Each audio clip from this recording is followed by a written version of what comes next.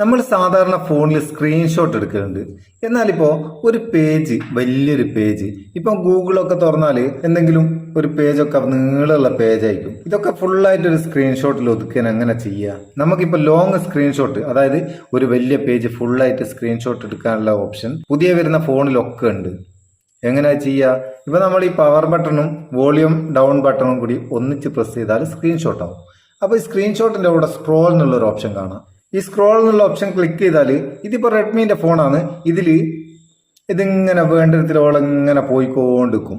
ആവശ്യമുള്ള ഭാഗം ആയിക്കഴിഞ്ഞാൽ നമുക്ക് ഡണ്ണ് കൊടുത്താൽ അതവിടെ സ്റ്റോപ്പ് ആവും. അവിടെ നമുക്ക് എഡിറ്റ് ചെയ്യാനുള്ള ഒരു ഓപ്ഷനൊക്കെ കിട്ടും. ക്രോപ്പ് ചെയ്യാൻ, എഡിറ്റ് ചെയ്യാനുള്ള ഓപ്ഷനൊക്കെ കിട്ടും. ഇതിൽ നമുക്ക് ടെക്സ്റ്റൊക്കെ കൊടുക്കുകയൊക്കെ ചെയ്യാം. എന്നാൽ സാംസങ്ങിൻ്റെ ഫോണിൽ വ്യത്യാസം കിട്ടോ. നമ്മൾ സാംസങ്ങിൻ്റെ ഫോണിൽ ഒന്ന് നോക്കുക എങ്ങനെ സ്ക്രീൻഷോട്ട്, ലോങ് സ്ക്രീൻഷോട്ട് വരുന്നതെന്ന്. ഇതോടെ വെക്കട്ടെ.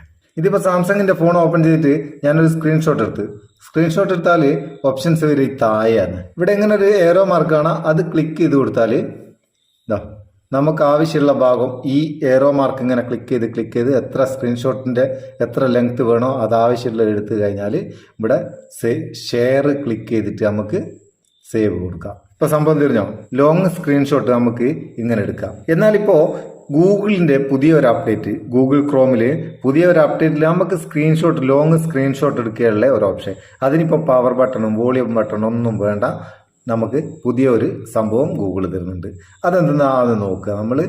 നമ്മൾ ഗൂഗിൾ ക്രോം ഓപ്പൺ ചെയ്ത് ഇവിടെ നിങ്ങൾ സെർച്ച് ചെയ്യുക. ക്രോം ഇട്ടിട്ട് ഒരു സ്കോളൻ ഇടുക. താഴെ മേലെയുള്ള 2 കുത്തില്ലേ, അതിറ്റാ വന്നിട്ടിട്ട് 2 സ്ലാഷ് ഇടുക, ചെരിഞ്ഞ വര. എന്നിട്ട് ഫ്ലാഗ്സ് എഴുതുക. സംഭവം തിരിഞ്ഞോ? ക്രോം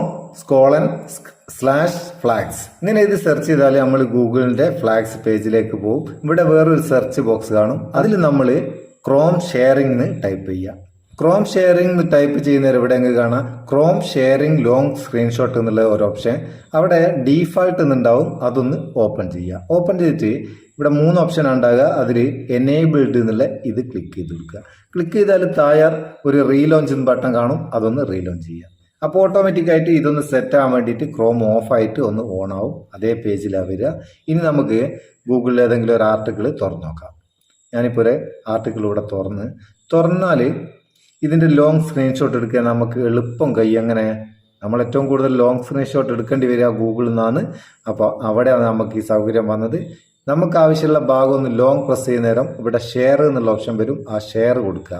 ഷെയർ കൊടുത്താൽ നിങ്ങൾക്ക് കാണാൻ താഴെ ഓപ്ഷൻസിൻ്റെ കൂട്ടത്തിൽ ലോങ് സ്ക്രീൻഷോട്ട് എന്നുള്ളൊരു ഓപ്ഷൻ, അതൊന്ന് ക്ലിക്ക് ചെയ്ത് കൊടുക്കുക. ക്ലിക്ക് ചെയ്താൽ ഇവിടെ ആ സ്ക്രീൻഷോട്ട് വന്ന് ഇവിടെ മേലെയും താഴെ ഓരോ ഏറോ മാർക്ക് ഉണ്ടാവും. അത് ക്ലിക്ക് ചെയ്തിട്ട് നമുക്ക് ആവശ്യമുള്ള ഭാഗം വരെ മേലോട്ടോ താഴോട്ടോ എവിടെയാ വേണ്ടതെന്ന് വെച്ചാൽ ലോങ് സ്ക്രീൻഷോട്ട് എടുക്കുക. അതിനുശേഷം ടിക്ക് മാർക്ക് കൊടുത്താൽ അതവിടെ സേവ് ചെയ്യാം. ഇവിടെ നമുക്ക് ക്രോപ്പ് ചെയ്യാനും എഡിറ്റ് ചെയ്യാനും ഒക്കെ ഉള്ള ഓപ്ഷൻ കിട്ടും. അടിപൊളിയല്ലേ? അപ്പോൾ ഈ സംഭവം നിങ്ങൾക്ക് അറിഞ്ഞൂടാനൊന്നുണ്ടെന്ന് കമൻറ്റ് ചെയ്യുക. അറിയാനൊന്നുണ്ട്, അറിയാത്ത ആൾക്കാർ വേറെ ഉണ്ടാവും. അവർക്ക് ഷെയർ ചെയ്ത് കൊടുക്കുക. ഇഷ്ടപ്പെട്ടിട്ട് ഒരു ലൈക്കും കൊടുത്തേക്ക്. നമുക്ക് ഒരു ലോങ് സ്ക്രീൻഷോട്ട് ആയിക്കോട്ടെ, അല്ല ഒരു ബൂസ്റ്റ് ആയിക്കോട്ടെ. നമുക്ക് അടുത്ത വീഡിയോ നല്ല സെഗ്മെന്റ് കാണാം. നിങ്ങളെ സ്വന്തം Muthoos Meppayur. Thank you so much.